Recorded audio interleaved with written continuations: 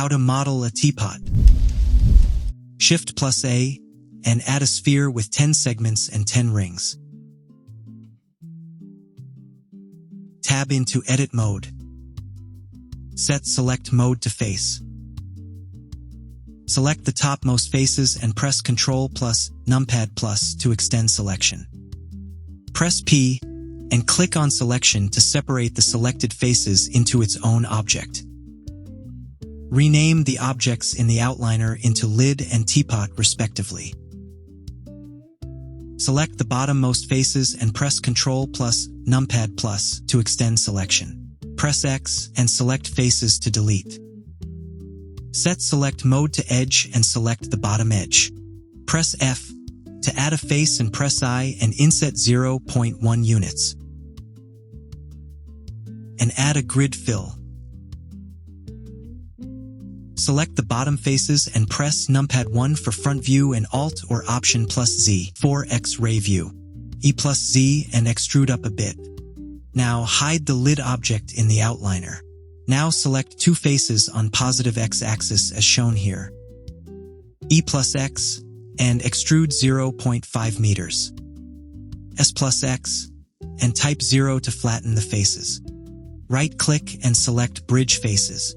Set number of cuts to 2 in Bridge Edge Loops dialog. Numpad 7 for top view, then S plus Y and scale down the selected faces. For the next step, you need to ensure you have LoopTools add-on installed. On the negative X-axis, select the two faces as shown, and press F to make a single face. Right-click and select LoopTools Circle. E plus X, and extrude 0.3 units. Extrude again. Numpad 1 for front view and R plus Y, and rotate 25 degrees. Press E and extrude 0.3 units along face normals. Extrude again. Now hold Ctrl and press Numpad plus 3 times to extend selection. Press S and scale down 0.6 units. Ctrl plus Numpad minus to shorten the selection and press S to scale down. Ctrl plus Numpad minus to shorten the selection and press S to scale down again. Hold Ctrl and press Numpad plus 2 times to extend selection. G plus Z and move the selection up 0.4 units and R plus Y and rotate 40 degrees.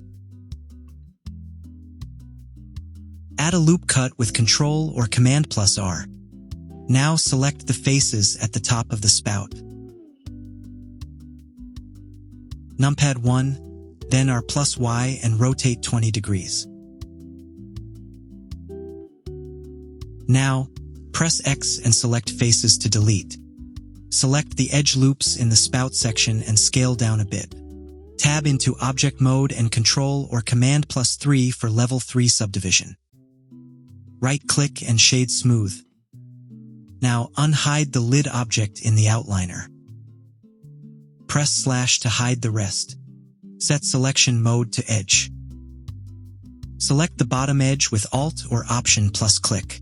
Press E, right-click, press S, and scale 0.7 units inward. E plus Z, and extrude down 0.2 units. Press E, right-click, press S, and scale 0.8 units inward. Numpad 1 for front view and Alt or Option plus Z for X-ray mode. E plus Z, and extrude up 0.2 units. Press E, right-click, press S, and scale 0.8 units inward. Add a grid fill. Now, select the top faces. Press I and inset at bit. E plus Z, and extrude up 0.2 units. Add 2 loop cut with Ctrl or Command plus R. Select the top and bottom edges and press S to scale down to 0.8 units. Select the top faces and inset with I. Now tab into Object Mode and add a Level 3 subdivision with Ctrl or Command plus 3. Tab back to Edit Mode and disable subdivision in Edit Mode. Select the edge loop and add a 2-segment bevel with Ctrl or Command plus B. Right-click and shade smooth. Press slash to unhide the rest. Now, select the teapot and tab into edit mode. Select the top edge loop. Numpad 7 for top view and Option plus Z for X-ray view.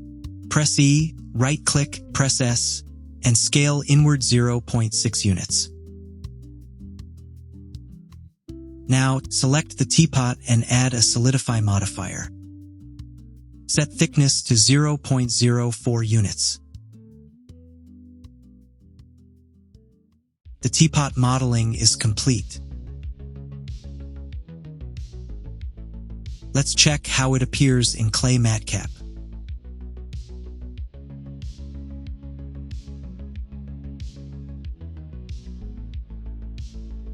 This looks great.